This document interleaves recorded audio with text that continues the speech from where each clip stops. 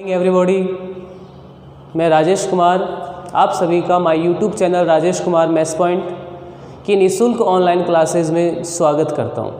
पिछले वीडियो में हमने सदिश के डायरेक्शन कोसाइन के बारे में स्टडी की। आज हम वेक्टर के ही पॉइंट सदिश योग का त्रिभुज नियम डिस्कस करने जा रहे हैं। क्या है सदिश योग का त्रिभुज नियम? ध्यान दीजिए। मान लीजिए हमारे पास एक त्रिभुज है, उस त्रिभुज की दो क्रमागत भुजाएं, क्रम से आने वाली भुजाएं, मान लीजिए भुजा ए बी है और ये भुजा बी सी।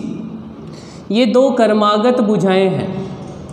इनको हम दो सदिशों वेक्टर ए और वेक्टर बी के द्वारा निरूपित करें तो इस त्रिभुज की जो तीसरी भुजा है जो कि ए सी है, वो तीसरी भुजा सदैव इनके योग से प्राप्त होती है। वो तीसरी भुजा सदैव इन दोनों सदिशों के योग से प्राप्त होती है। अर्थात एसी वेक्टर जो है वो vector A plus vector B होगा तथा दिशा जो है वो विपरीत होती है।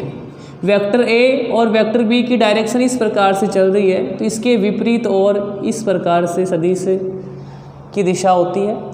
तो हम सदिश योग का त्रिभुज नियम की डेफिनेशन किसे क्या होगी? फिर ध्यान दें कि यदि दो सदिश वेक्टर ए और वेक्टर बी किसी त्रिभुज की दो क्रमागत भुजाओं को निरूपित करते हैं तो त्रिभुज की तीसरी भुजा सदैव इनके योग से प्राप्त होती है तथा दिशा विपरीत होती है।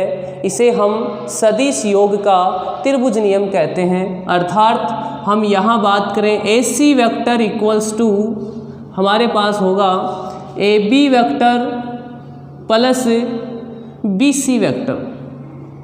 यदि हम ए सी वेक्टर को सी वेक्टर नाम दें तो सी वेक्टर इक्वल्स टू प्राप्त होगा vector A plus vector B. ये सदिश योग का त्रिभुज नियम है। नेक्स्ट हम टॉपिक डिस्कस करने जा रहे हैं दो बिंदुओं को मिलाने वाला सदिश, जो काफ़ी बार हमारे काम में आएगा। दो बिंदुओं को मिलाने वाला सदिश। मान लीजिए आपके पास कोई दो बिंदु हैं P और Q, तो इन दोनों बिंदुओं को मिलाने वाला सदिश कौन सा होगा? सबसे पहले तो हम इस बात को करें,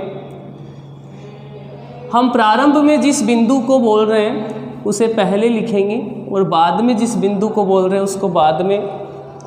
तो P और Q को मिलाने वाला सदिश जो है वो PQ वेक्टर होगा।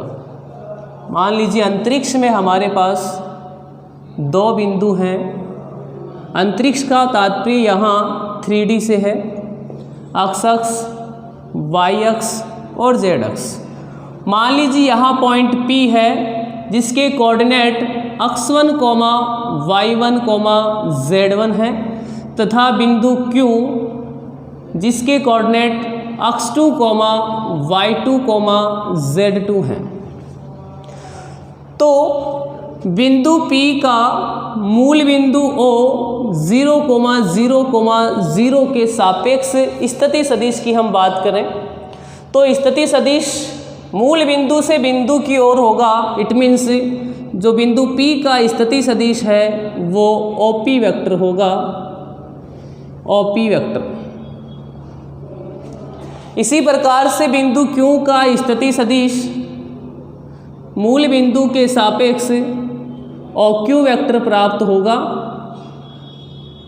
यहाँ बिंदु P का स्थिति सदिश जो है, बिंदु P का स्थिति सदिश जिसे हम OP वेक्टर कहेंगे, OP वेक्टर इक्वल्स टू हमें प्राप्त होगा जैसा कि हमने पिछले वीडियो में पढ़ा है x1 i cap plus y1 j cap plus z1 k cap. इसी प्रकार बिंदु Q का स्थिति सदिश, बिंदु Q का स्थिति सदिश, बिंदु Q का स्थिति सदिश जिसे हम OQ वेक्टर कहेंगे। OQ वेक्टर इक्वल्स टू बिंदु हमारे पास में x2, y2, z2 है तो इसका स्थिति सदिश प्राप्त होगा हमें x2i plus y2j plus z2k।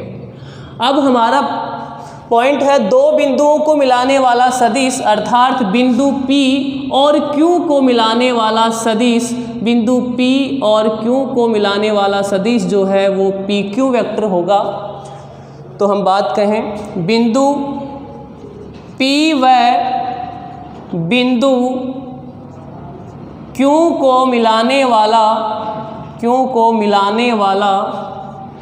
सदिश, Q को मिलाने वाला सदिश क्या होगा हमारे पास में यहाँ PQ वेक्टर।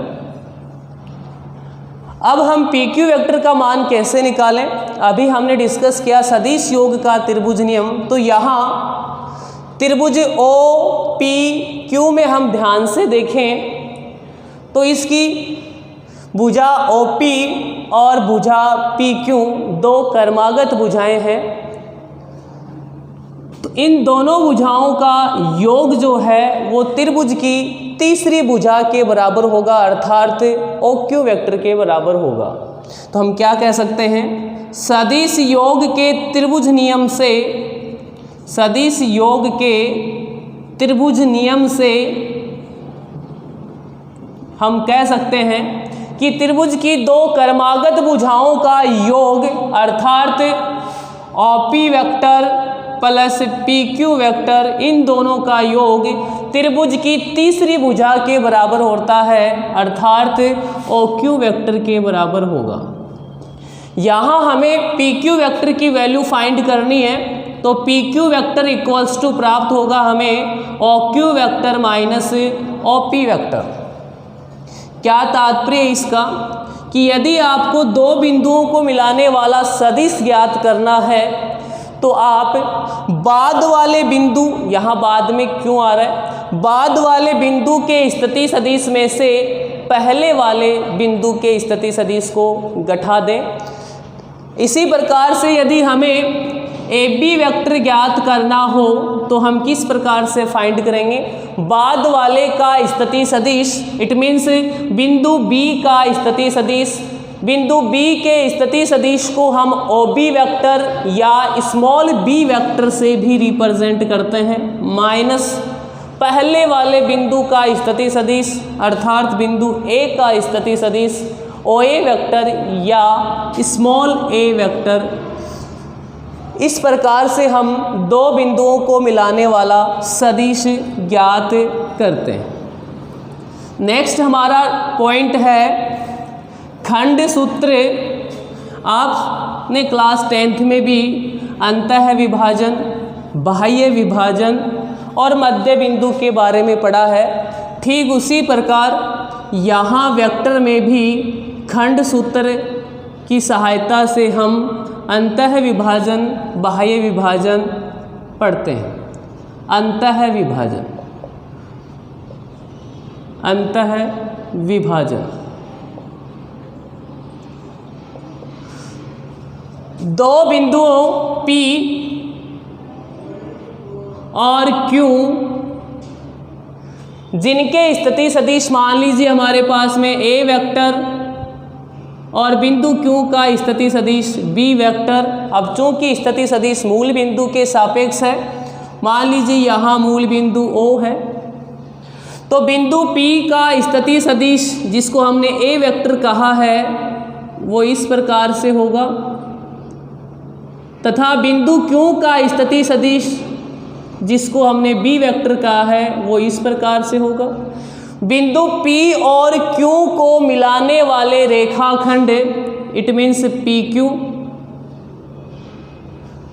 को M अनुपात N में अंतः विभाजित करने वाले बिंदु R, इसका स्थिति सदिश हम किस प्रकार से ज्ञात करेंगे, वो स्थिति सदिश बिंदु R का मूल बिंदु के सापेक्ष हमने माना है R वेक्टर। तो यहाँ M अनुपात N का मतलब है कि जो PR है वो M है और जो QR है वो N है। तो बिंदु P बिंदु P जिसका स्थिति सदिश A वेक्टर व बिंदु Q जिसका स्थिति सदिश B वेक्टर को मिलाने वाले रेखाखंड को m/n में अंतः विभाजित करने वाले बिंदु R जिसका स्थिति सदिश R वेक्टर का स्थिति सदिश हम किस प्रकार से ज्ञात करते हैं, आइए देखें। 10th क्लास में हमने पढ़ा है अंतः विभाजन का फॉर्मूला अक्ष equals to m x2 plus n x1 upon m plus n। तो यहाँ अनुपात तो वही है m/n। x1 और x2 की जगह यहाँ वेक्टर हमारे पास में a और वेक्टर b है। तो यहाँ फॉर्मूला क्या बनेगा हमारे पास में m x2 दूसरा सदिश b vector plus n x1 पहला vector a upon m plus n। इस फॉर्मूले की सहायता से हम दो बिंदुओं को मिलाने वाले रेखाखंड को m/n में अंतः विभाजित करने वाले बिंदु R का स्थिति सदिश ज्ञात कर सकते हैं। ठीक इसी प्रकार से हम बाह्य विभाजन की बात करें। बाह्य विभाजन समझे, दो बिंदुओं P और Q, मान लीजिए यहाँ बिंदु P है जिसका मूल बिंदु के सापेक्ष स्थिति सदिश A वेक्टर है तथा दूसरा बिंदु Q जिसका मूल बिंदु के सापेक्ष स्थिति सदिश B वेक्टर है। इन दोनों बिंदुओं को मिलाने वाले रेखाखंड को m/n में बाहर m/n में विभाजित करने वाले बिंदु R का स्थिति सदिश हमें ज्ञात करना है। मान लीजिए बिंदु R का स्थिति सदिश मूल बिंदु के सापेक्ष R वेक्टर है। यहाँ अनुपात हमने m/n बोला, इसका तात्पर्य यहाँ PR जो है वो m है और QR जो है वो n है। तो इस बाह्य विभाजित करने वाले बिंदु R का स्थिति सदिश R वेक्टर हम किस प्रकार से निकालेंगे, ध्यान दीजिए। हमने 10th में पढ़ा है बाह्य विभाजन अक्ष कोऑर्डिनेट कैसे निकालते थे, m x2 minus n x1 upon m minus n। Similarly यहाँ वेक्टर में होगा बिंदु P जिसका स्थिति सदिश, ब्रैकेट में लिखने का मतलब है बिंदु P का स्थिति सदिश, बिंदु P जिसका स्थिति सदिश A वेक्टर व बिंदु Q जिसका स्थिति सदिश B वेक्टर को मिलाने वाले रेखाखंड को m/n में बाह्य विभाजित करने वाले बिंदु R का स्थिति सदिश क्या होगा, m/b vector minus n a vector upon m minus n।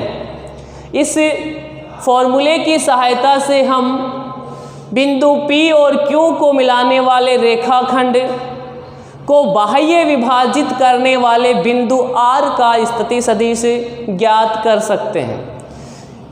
10th में हमने मध्य बिंदु निकालना भी सीखा था, अक्ष equal to x1 plus x2। Similarly यहाँ भी होगा मध्य बिंदु मिड पॉइंट हम कैसे निकालते हैं, बिंदु P और Q को मिलाने वाले बिंदु P P जिसका स्थिति सदिश A वेक्टर व Q जिसका स्थिति सदिश B वेक्टर को मिलाने वाले रेखाखंड का मध्य बिंदु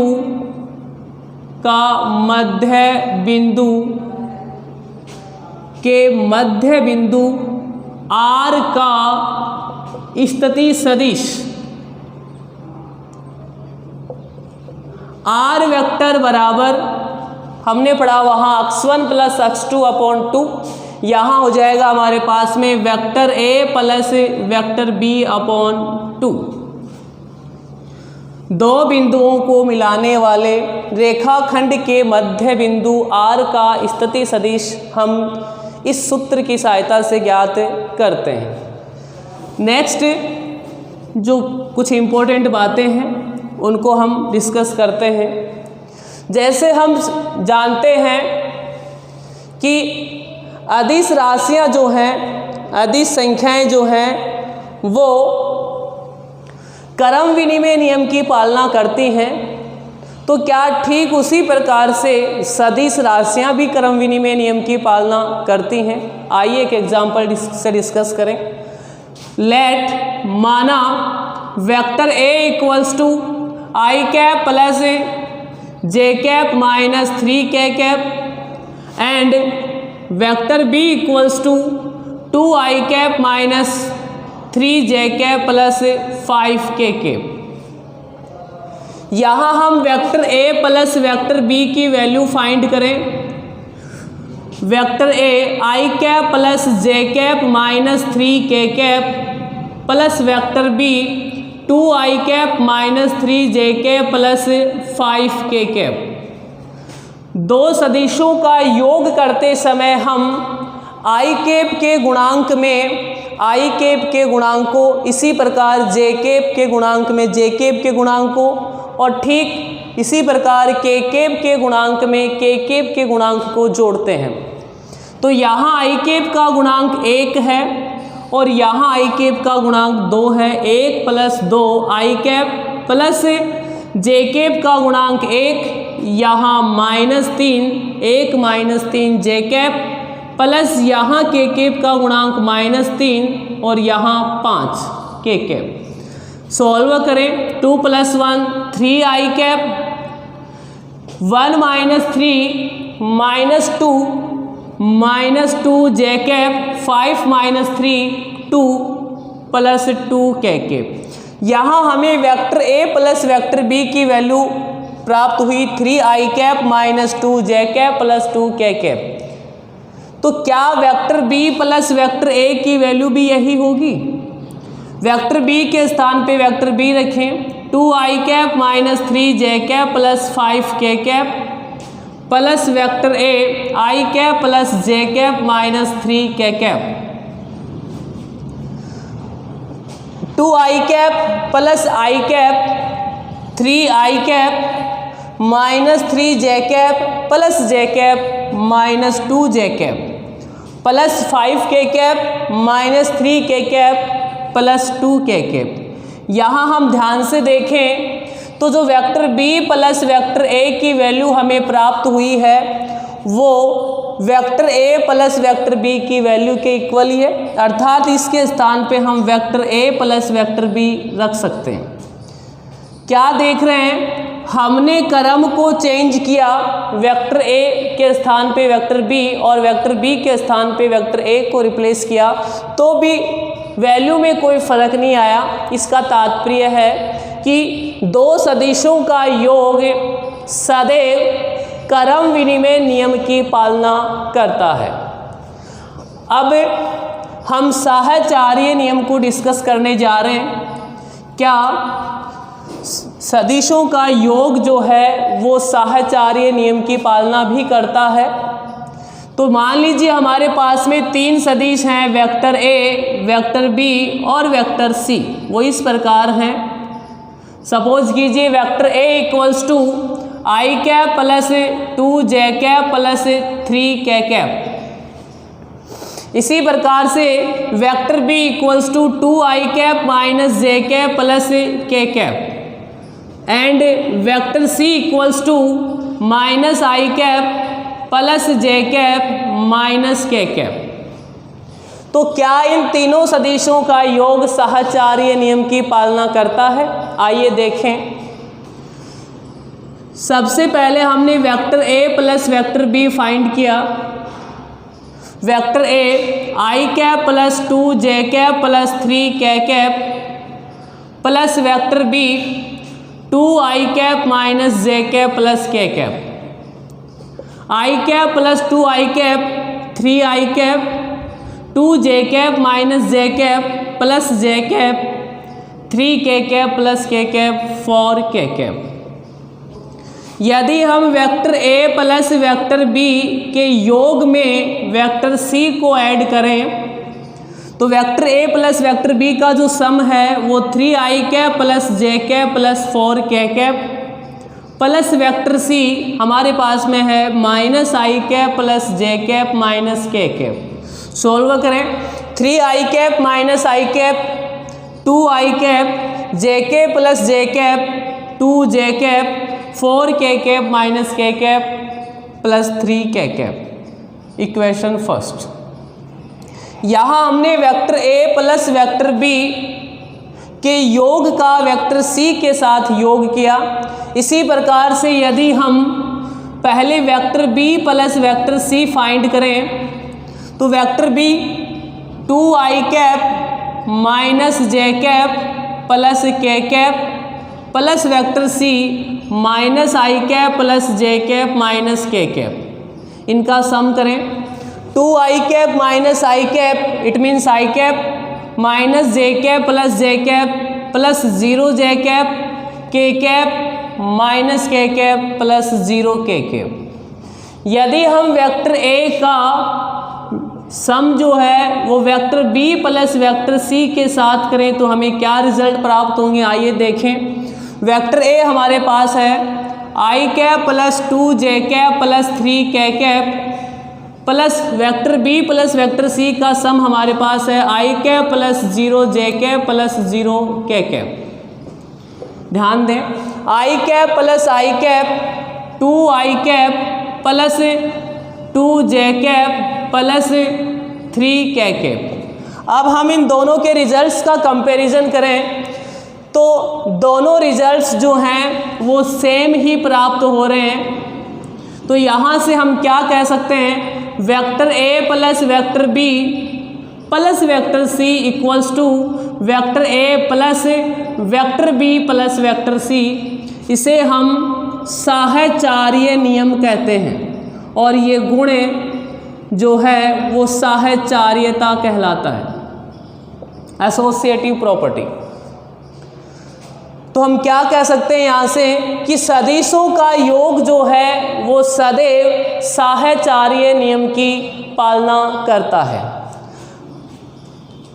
आज हम मात्रक सदिश के कुछ क्वेश्चन डिस्कस करने जा रहे हैं। बोर्ड एग्जाम में काफ़ी बार मात्रक सदिश के क्वेश्चंस पूछे गए हैं।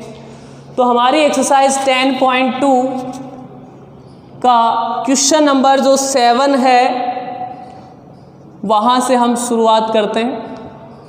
सदिश vector A equals to I cap plus J cap plus 2 K cap के अनुदिश का मतलब दिशा में मात्रक सदिश ज्ञात कीजिए। आइए बोर्ड एग्जाम में ऐसा क्वेश्चन आए तो हम उसे किस प्रकार से सोल्व करें।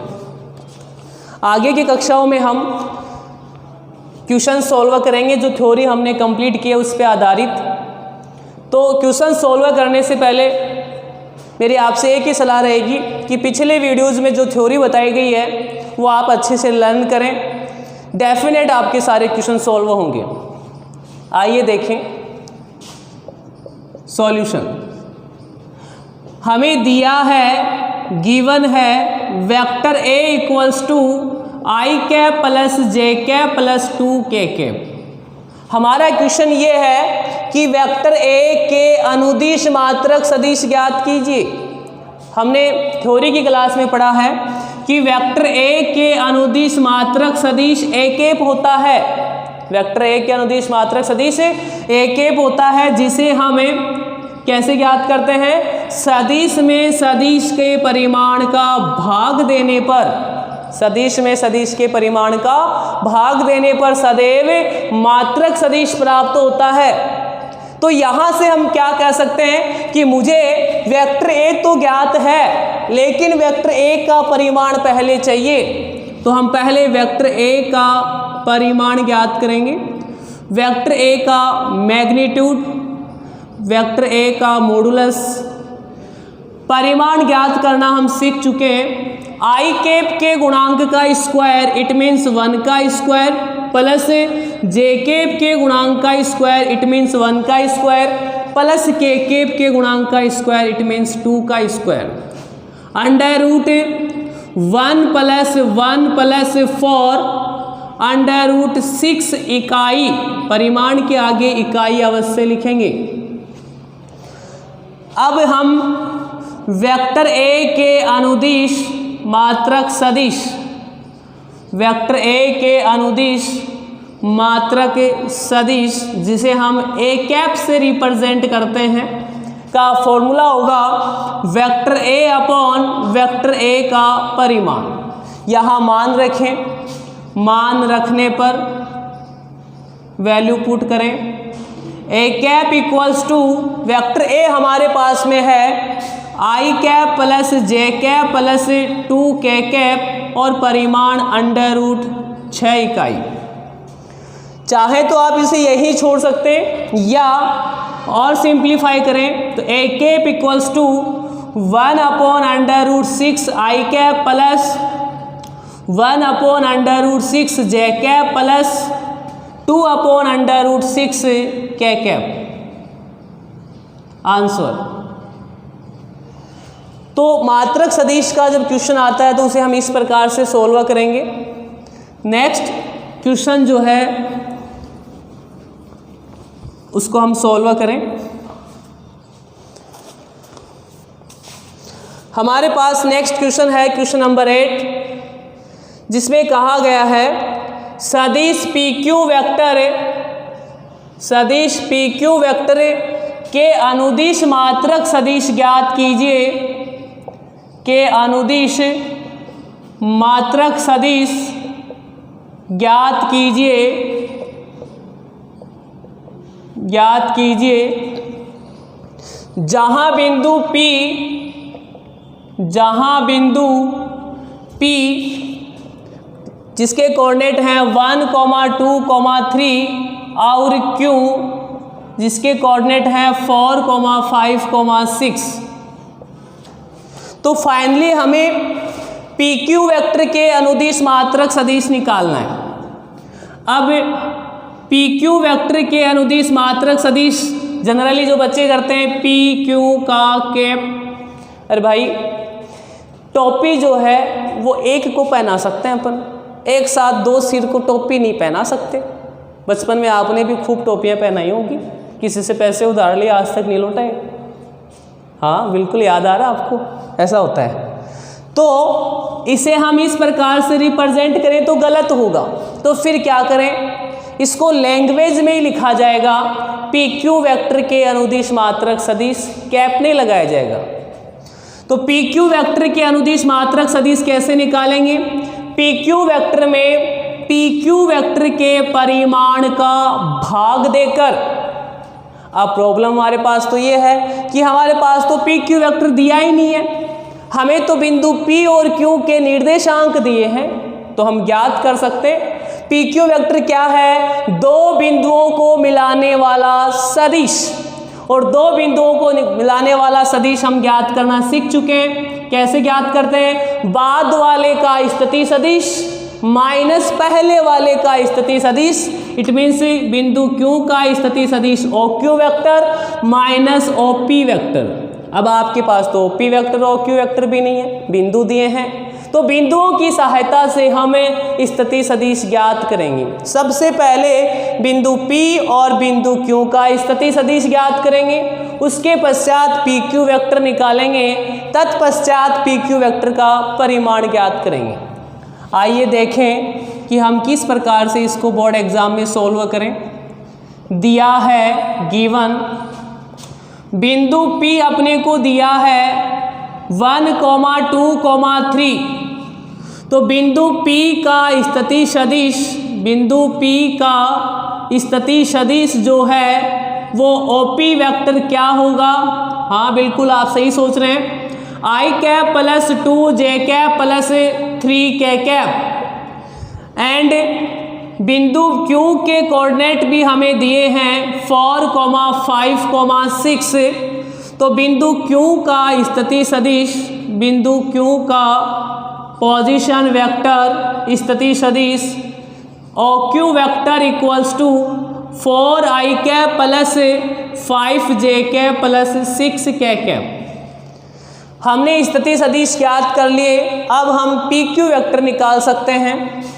चूंकि PQ वेक्टर इक्वल्स टू क्या होगा, OQ vector minus OP vector, value put करें यहाँ, PQ vector equals to OQ 4i cap plus 5j cap plus 6k cap minus OP vector i cap plus 2j cap plus 3k cap. Solve करें तो PQ vector equals to 4i cap minus i cap 3i cap 5j cap minus 2j cap plus 3j cap 6k cap minus 3k cap 3k cap. यहाँ हमने PQ vector ज्ञात कर लिया। अब हम PQ vector का परिमाण ज्ञात करेंगे।